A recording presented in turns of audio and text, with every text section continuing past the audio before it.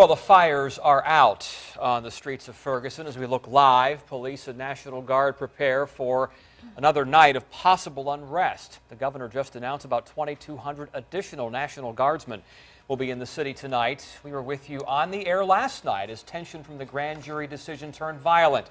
When the smoke cleared, 14 people were hurt. Police officer Darren Wilson, who is white, will not face charges for shooting and killing an unarmed black teenager, Michael Brown. And this is a look at some of the scenes from last night. Smoke billowed from burned out buildings, sidewalks strewn with broken glass, police cars turned over, set on fire. The actions of some outweighed the peaceful protest of most. Now the town must start cleaning up, and volunteers are already jumping in to help. Back here at home today, a local chapter of the NAACP held a vigil to bring attention to what they say is the rampant violence against young black men. 10 on your side's Ava Hurdle was there for the event in Hampton. Ava?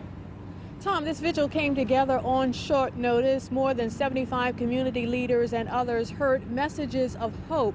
Organizers don't want to see a repeat of Ferguson here. As police looked on, seated among pastors and politicians, reaction to the Ferguson decision was varied. Congressman Bobby Scott said there can be a civil case and even a criminal one too, possibly involving the Justice Department. There can be federal charges.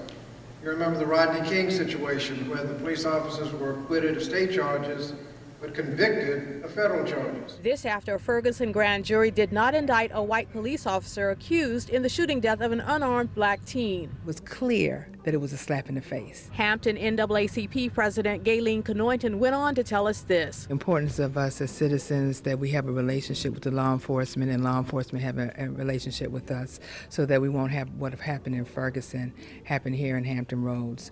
If you have a constant dialogue, if you have a relationship, then everyone can kind of work together. Hampton Police Chief Terry Salt has this view. The problem with our youth and the problem that we're trying to deal with is a community-wide problem, not just a police problem.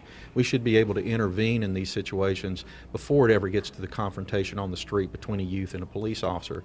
To do that, it takes these strong partnerships. And this reminder from Hampton University freshman Jeray Bolton. My generation isn't one to be given up on. That we're not done yet.